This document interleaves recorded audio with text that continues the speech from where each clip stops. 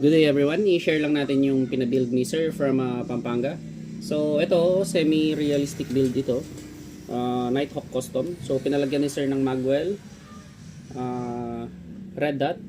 So ayan, ang red dot nito is para siyang ayan. Then kapag nilagay niyo yung red dot niya, same pa rin siya, naka zero pa rin siya.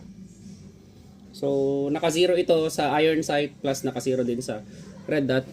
10 meters. So, ayan sir, 0.28 gram yung BB na gagamitin dito. And then, itong unit na to is out of the box, naka steel hammer, steel mag catch, then steel sear, steel knocker, steel disconnector, steel fire pin.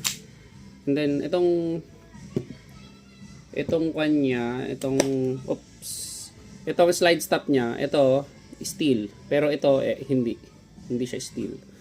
So yung sa loob, ang ginawa natin sa loob is dito sa baba is nag trigger jab lang tayo ng konti. So ayun yung trigger pull niya. And then dito sa baba is recoil spring 120%, then buffer lang na 4, then next speed chamber for UAD hop rubber, then yung inner barrel natin na tight barrel, and then 140% na AIP nozzle spring. So yun lang naman dito. Then ayan siya. Ang average chrono nito sa 0.2 is 375 to 380.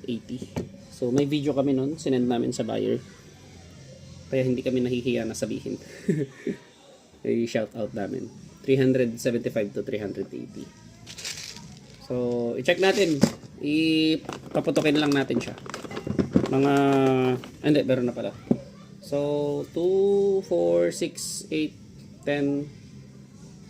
10, 11. So, mas additional pala. Mas mataas pala yung chrono nito kapag hindi naka-short stroke. So, 11 shots. Naka-short stroke ito kaya hindi siya mag-slide stop pag naubos yung BB. So, ayun yung BB. Ayan. So, for Sir of Pampanga, Nighthawk Custom, firing. Ayun.